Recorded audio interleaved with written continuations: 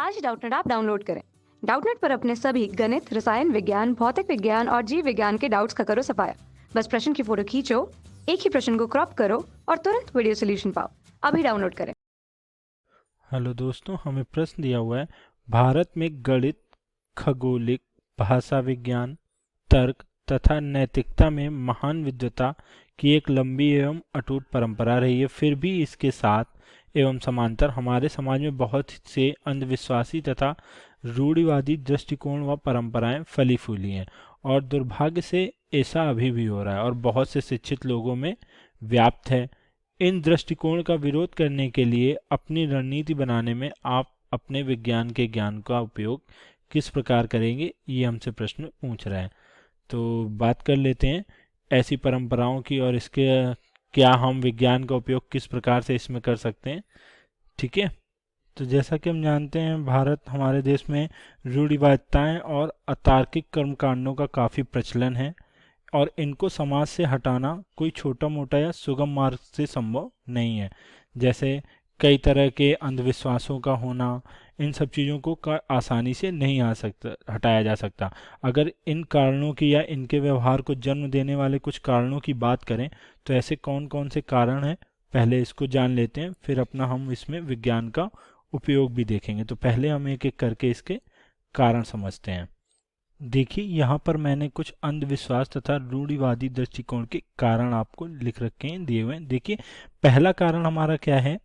समाज के बड़े भाग को शिक्षा से वंचित रखना। अर्थात अभी भी हमारे समाज में 100 लोगों में से सिर्फ 74 लोग ही शिक्षित होते हैं। अर्थात हमारा जो शिक्षा का प्रतिशत है वो 74 या 75% के आसपास ही है, जो कि देश की आज़ादी के बाद अभी भी कुछ नहीं है। अगर हम अपने देश में शिक्षा की बात करें या भारत देश में शिक्षा की बात करें तो हमारे देश में केरल सबसे ज़्यादा शिक्षित राज्य है, जहां 100 में से 98 लोग शिक्षित हैं। और हमारे देश के बड़े बड़े जो हमारे राज्य हैं, जैसे कि हमारा उत्तर प्रदेश हो गया और बिहार हो गया, राजस्थान हो गया, यहाँ पर शिक्षा का स्तर अभी भी बहुत कम है। तो इस कारण भी लोगों में अंधविश्वास और रूढ़िवादी दृष्टिकोण आता है। दूसरी बात कर लें तो लोगों में विज्ञान के प्रति ज्ञान का अभाव, अर्थात लोगों में विज्ञान के प्रति अरुचि होना, विज्ञान में नई नई तकनीकियों और बातों को जानने में उनका अभाव होता है या उनके प्रति वो ज्ञान नहीं रखते हैं। तो इसकी वजह से तांत्रिकों का होना, तांत्रिकों द्वारा लोगों को बेवकूफ़ बनाना, ये सब बड़ी आसानी से अनपढ़ लोगों में संभव हो पाता है। तो लोगों में विज्ञान के ज्ञान न होने की वजह से भी हमारा अंधविश्वास और रूढ़वादी दृष्टिकोण बढ़ता है। तीसरा कारण लिखा हुआ है शासक तथा भूमि मालिकों का स्वार्थ। जो शासक या भूमि मालिक होते हैं वो स्वार्थवश क्या होते हैं, नीचे तबके के लोगों को भूमि अत्यधिक ऋण पर या अत्यधिक लगान पर देकर उनसे ज़्यादा से ज़्यादा पैसों की वसूली करते हैं और उन्हें ऊपर नहीं बढ़ने देते। ये भी हमारा एक अंधविश्वास और रूढ़िवादी दृष्टिकोण का कारण है। चौथा कारण हो गया जाति प्रथा। जाति प्रथा अर्थात जो उच्च कुल के लोग हैं, अर्थात ठाकुरों में आते हैं या हमारा ब्राह्मण वर्ग हो गया, ये लोग हो गए, और जो नीचे कुल के लोग हो गए, उनमें आपसी सहयोग की भावना का ना होना, उन लोगों का एक दूसरे के प्रति हीन भावना रखना, ये भी हमारा एक अंधविश्वास या रूढ़िवादी दृष्टिकोण का कारण है। पांचवा कारण क्या हो सकता है? दूसरों को अज्ञानी रखकर उन पर शासन करना। तो बड़े तबके के लोग क्या करते हैं, जो हमारे गरीब या छोटे तबके के कुलीन तबके के लोग होते हैं, मजदूर वर्ग होता है, उसको ज्ञान ना देकर, अर्थात उनको पढ़ाना लिखाना ना करके उन्हें मजदूरी में लगा देने से भी क्या होता है, हमारे यहाँ पर अंधविश्वास और रूढ़िवादी दृष्टिकोण बढ़ता है, ताकि वो लोग भी उच्च शिक्षा नहीं ग्रहण कर पाते हैं और शिक्षा के अभाव में वो अंधविश्वास पर विश्वास करते हैं। तो अब हमसे प्रश्न में कह रहा था कि इस दृष्टिकोण का विरोध करने के लिए अपनी रणनीति बनाने में हम विज्ञान के ज्ञान का किस प्रकार से उपयोग कर सकते हैं। तो इसका उपयोग देखिए हम कैसे कर सकते हैं।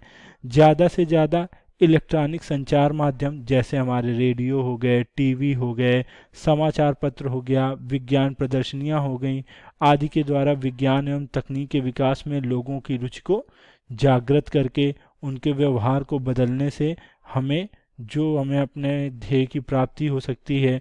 अर्थात इससे लोगों में क्या होगा, शिक्षा का प्रसार होगा और लोग अधिक से अधिक शिक्षित हो सकते हैं। अभिभावकों को अपने बच्चों को शिक्षित करने के लिए उन्हें स्कूल भेजने के लिए प्रेरित किया जा सकता है। भारत की बढ़ती हुई जनसंख्या पर नियंत्रण पाने के लिए हमें वैज्ञानिक पद्धतियों का अपनाना आवश्यक है। अर्थात जिस भी वैज्ञानिक पद्धति से हम अपनी जनसंख्या पर नियंत्रण पा सकें, वो सब अपनाना बहुत ज़रूरी है। यह एक विस्फोटक स्थिति है, क्योंकि अगर जनसंख्या ऐसे ही बढ़ती रही तो आगे चलकर समस्याएं और भी गंभीर हो सकती है। तो इससे लोगों में विज्ञान के प्रति क्या होगा, विश्वास उत्पन्न होगा और विज्ञान के ज्ञान का हम सदुपयोग कर सकते हैं। तो अगर इसके कारण हम रणनीति बनाने के कारण या इसके कारण लिखना चाहें तो देखिए क्या क्या कारण लिख सकते हैं हम।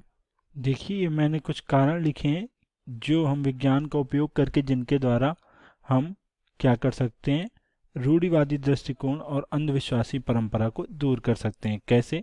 जैसे वैज्ञानिक उपकरण हमारे रेडियो, टीवी और समाचार पत्र हो गए, इनके माध्यम से तकनीकी विकास के बारे में लोगों को बताना और विज्ञान के प्रति जागरूक करना।